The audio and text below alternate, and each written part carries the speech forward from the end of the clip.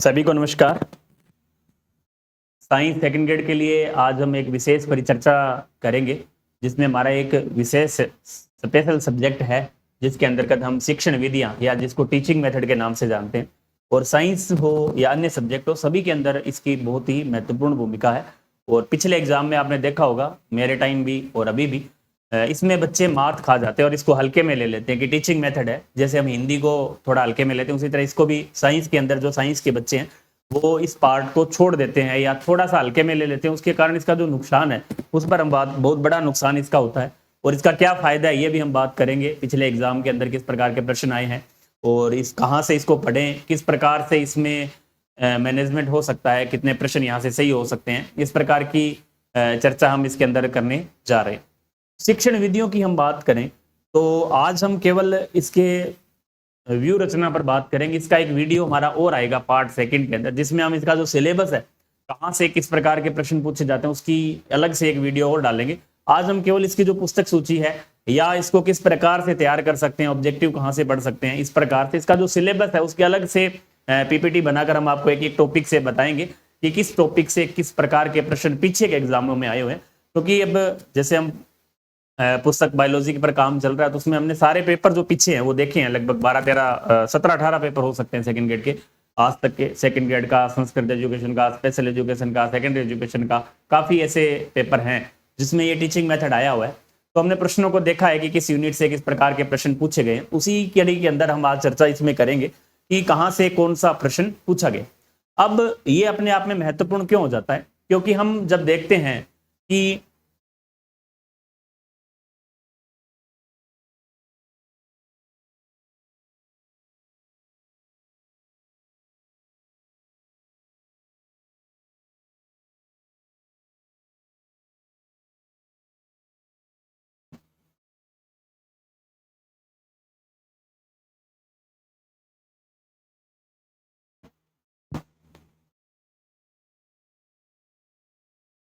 अब इसमें हम देखते हैं कि शिक्षण जो विधियां हैं,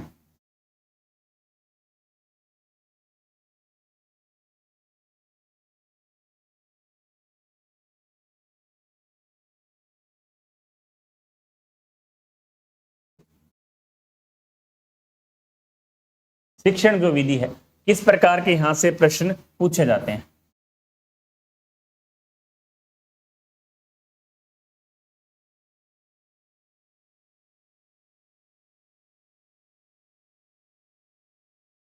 शिक्षण विधि बोलो, टीचिंग मेथड बोलो, तो यहां से आपको सबको पता है कि ग्रेड सेकंड साइंस के अंदर 20 प्रश्न लगभग पूछे जाते हैं।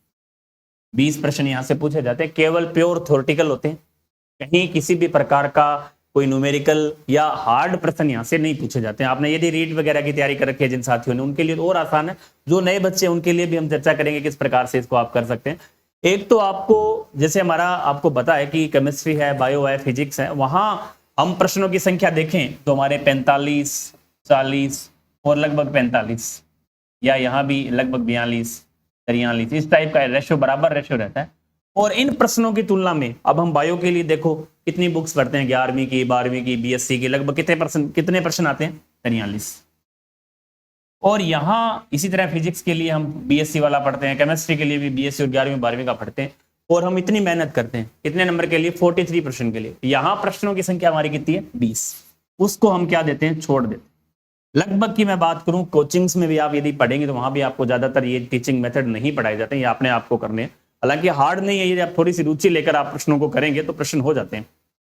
इसमें आप किस टाइप से इसको प्रश्नों को कर सकते हैं, क्या पैटर्न रहता है कि पीछे के जो एग्जाम देखें वहां से किसी में लगभग 20 प्रश्न सब में आए हैं और 10 से लेकर 14 प्रश्न तक बिल्कुल आसान पूछे जाते हैं, जिनको आप किसी भी बुक से, राजस्थान जो भी कोचिंग इंस्टीट्यूट की या किसी राइटर की, लेखक की पुस्तकें जो आ रही है, कोई सी बुक ले लो जो मार्केट में चल रही है, त्यागी हो, मंगल हो या अन्य कोई भी पुस्तक चल रही हो, उनमें से आपके प्रश्नों की संख्या सही हो जाती है 10 से लेकर 14 तक। यदि आप इन प्रश्नों को बढ़ाना चाहें, संख्या इंक्रीज करना चाहें कि इनके लिए हम 10 से 14 प्रश्न तो आपके वहां से सही होते हैं, आप हमारी जो कोशिश क्या रहनी चाहिए, इसका जो टारगेट हमारा क्या रहना चाहिए, क्योंकि ये प्रश्न छोड़ना, कई बार हम इन प्रश्नों को छोड़कर जब फिजिक्स केमिस्ट्री को करते हैं तो वहां पॉसिबिलिटी जो है, आपकी संभावना सही होने की वहां कम है। ये प्रश्न आप आराम से 18 से 20 प्रश्न, 20 भी कर सकते हैं, 18, 17, 19 इस आसपास यहाँ आप यदि स्कोर रहता है, मान लो आप 17 प्रश्न भी करते हैं तो 17 गुना 2 34 नंबर का आपके स्कोर में इजाफा होता है। और 34 नंबर अपने आप में एक बड़ा स्कोर है, आप आराम से इसको कवर कर सकते हैं। 34 प्रश्न अब आप करेंगे कैसे? सबसे पहले जब भी आप टीचिंग मेथड की शुरुआत करें तो सबसे पहले हमें उस सब्जेक्ट के बारे में रुचि पैदा करनी होती है, क्योंकि ये हमारा सब्जेक्ट कोई ज्यादा लंबा चौड़ा रहा नहीं है, बीएड में रहा है, बीएड की बुक्स में टीचिंग मेथड शिक्षण विधियों का चैप्टर रहा है, तो वहां थोड़ा सा आपने हो सकता है पढ़ा हो, नहीं पढ़ा हो, तो हो सकता है आपको थोड़ी सी मेहनत करनी पड़े, थोड़ी रुचि पैदा करनी पड़ेगी। उसके लिए आप सबसे पहले मार्केट में आ रही कोई भी एक पुस्तक का सहारा आप ले सकते हैं, उससे आप समझे। सबसे पहले आपके पास सिलेबस हो यूनिट वाइज, इसमें 5 यूनिट मुख्य रूप से है, 5 में से लगभग हर यूनिट से कहीं से किसी में से 2, किसी में से 3, किसी में से 1, किसी में से 4 ऐसे प्रश्न पूछे जाते हैं। वो हम अलग से आगे के वीडियो में पूरा एनालिसिस करके देखेंगे किस यूनिट से कितने प्रकार के प्रश्न आज तक पूछे गए हैं और किस प्रकार के प्रश्न आए हैं, कहां से आए हैं, वो भी हम देखेंगे। लेकिन हम कॉमन बात आज कर रहे हैं कि 34-17 प्रश्नों के लिए हमें क्या करना पड़ेगा।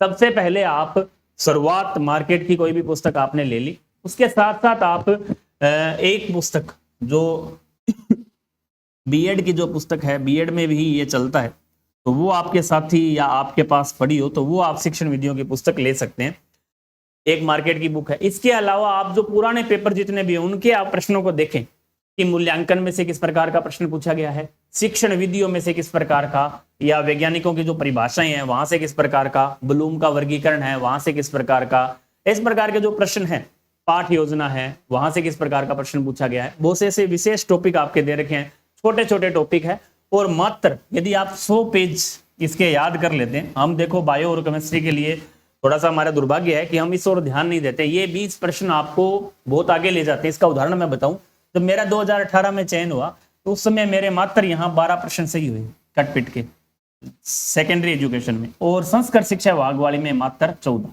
मतलब दुर्भाग्य था, या आप मान लो इस ओर मेरा ध्यान नहीं गया। लेकिन मैं ये चाह रहा हूं कि आपका ये जो टारगेट है इसको बढ़ाना चाहिए, क्योंकि आसान है। मैं आपको सही बताऊं, मैंने इसको लगभग शायद 2-3 महीने या पढ़ा था, 3-4 महीने पढ़ी थी बुक, लेकिन फिर भी मैं इतना नहीं कर पाया। अन्य पुस्तक मैंने नहीं पढ़ी, पिछले पेपर नहीं देखे, कुछ कमियां रही, उस कारण से ये जो स्कोर था ये कम रहा।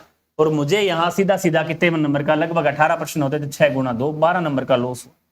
और 12 नंबर और बढ़ते तो रैंक और इंक्रीज होती। 12 नंबर अपने आप में बहुत बड़ा मायना रखते हैं। जो लोग 1 नंबर से, 2 नंबर से, 3 नंबर से रहे, उनसे आप पूछ के देखिए कितना इसका नुकसान है।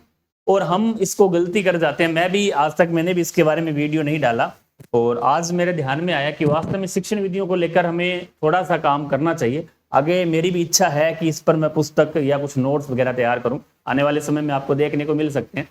तो ये इस पर काम नहीं हुआ है अच्छी तरीके से आज तक। बहुत से अब जल्दबाजी में जो पुस्तकें निकाल रहे हैं लोग, निकाल रहे हैं, लेकिन पूर्ण रूप से देखा जाए तो अच्छे तरीके से कोई काम इस पर नहीं हुआ है। यदि इस पर हम इत्मीनान से, आराम से इसको समय देकर पुस्तक इसकी निकाली जाए तो वास्तव में अच्छी हो सकती है। अच्छी सोच है, आगे हम इस पर काम करने की सोच रहे हैं। तो अब हम बात करें कि पिछले जो पेपर है, जैसे हमारा 2011 में पेपर हुआ, हर एक पेपर में आप मान के चलो 20 प्रश्न। अब 2011 की सेकंड ग्रेड देख लो, आप 12 की देख लो, मान लो आप 13 की देख सकते हो, 16 की देख सकते हो, 18 की देख सकते हो, 22 की देख सकते हो। ये तो हमारे हैं सेकेंडरी एजुकेशन के एग्जाम। 2 हमारे 18 में और 15 में हमारे हो गए स्पेशल एजुकेशन के एग्जाम। 2 हमारे हो गए संस्कृत एजुकेशन के एग्जाम 22 में और 18। इसके अलावा एक आधा टीएसपी का पेपर भी है। तो 1 2 3 4 5 6 7 8 9 और लगभग 12-13 पेपर आपके इसके हो जाएंगे आराम से। यदि आप पीछे की और भी देखें, संस्कृत एजुकेशन 2008 की, तो 11 में 13 में यहाँ भी एक आधा पेपर आपको और देखने को मिलेगा।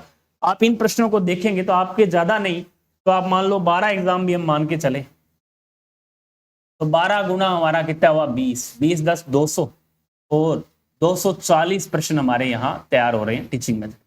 इन 240 प्रश्नों को पढ़ने के बाद, क्योंकि इसमें कोई बहुत बड़ा बदलाव नहीं होता है, प्रश्न जहां से बन रहे हैं, जो नीतियां हैं 86 है, शिक्षा नीति जो 86 की है, 1986 है, 92 है, पीओई 92 है, इस प्रकार के जो प्रश्न है वहां से आए हुए हैं।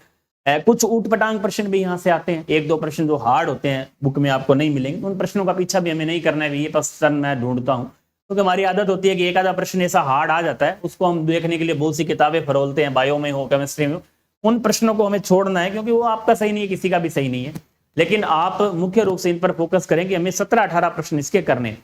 तो आपको एक तो सबसे पहले इसके लिए पुराने जितने भी पेपर हैं 240 प्रश्न तो आपको वो तैयार करने हैं, प्लस हालांकि मैं इस पर खुद काम कर रहा हूं, 240 प्रश्न जो है मैंने प्रिंट निकलवा लिए हैं, सेट कर लिए हैं, उनको जो टेस्ट है उसमें भी हम दे रहे हैं, हमारी तरफ से जो प्रयास है टेस्ट के साथ बना भी रहे हैं, दे भी रहे हैं, लेकिन आप भी अपनी तरफ से भी इसको प्रयास करें।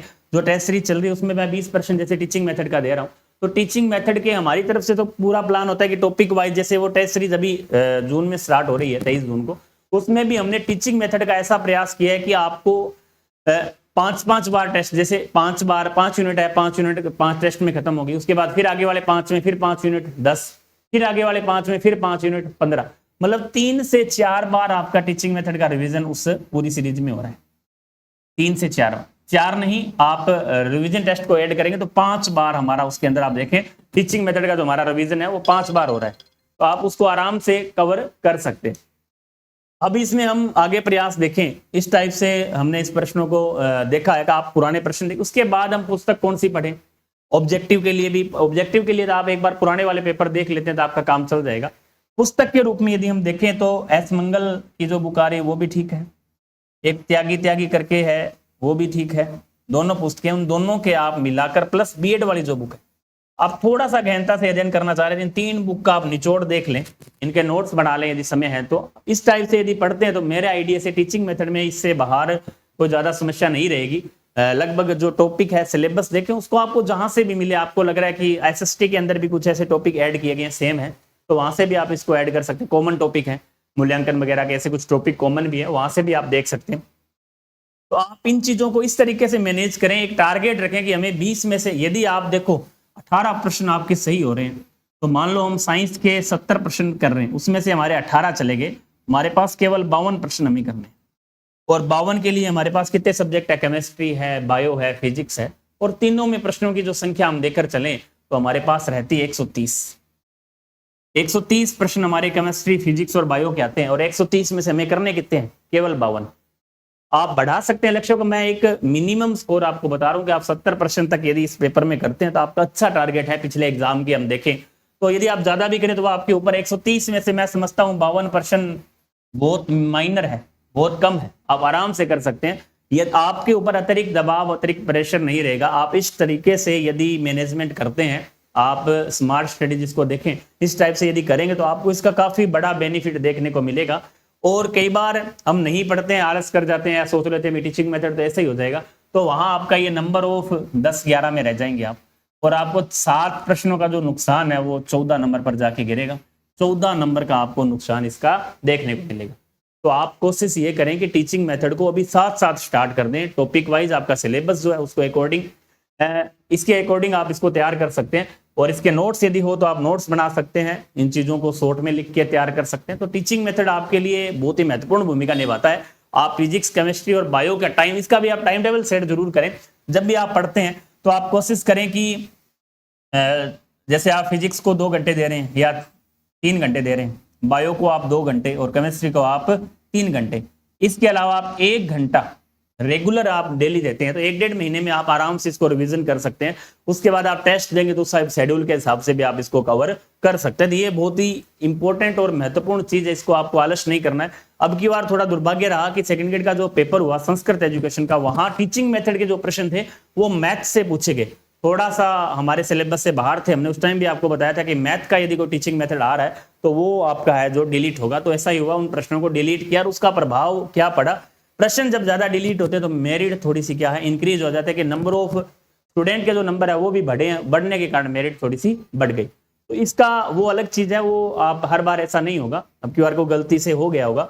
आप कोशिश करें कि 20 में से 18 प्रश्न के आसपास आप करने का प्रयास करें। इस तकनीक से, इस विधि से यदि आप पढ़ेंगे तो आराम से 18-19 प्रश्न आप कर जाएंगे। तो ऐसी गलती आपको नहीं करनी है। पहले जो इजी सब्जेक्ट हैं उनको आपको अच्छे से तैयार करना है। देखो यहाँ एवरेज स्टूडेंट की जो संख्या है वो ज्यादा है, मैं हमेशा एवरेज स्टूडेंट के साथ रहता हूँ। जो टॉपर है वो फिजिक्स भी पढ़ेगा, केमिस्ट्री पढ़ेगा, बायो भी पढ़ेगा, टीचिंग मेथड, जीके सब पढ़ेगा, उसके लिए कोई समस्या नहीं है।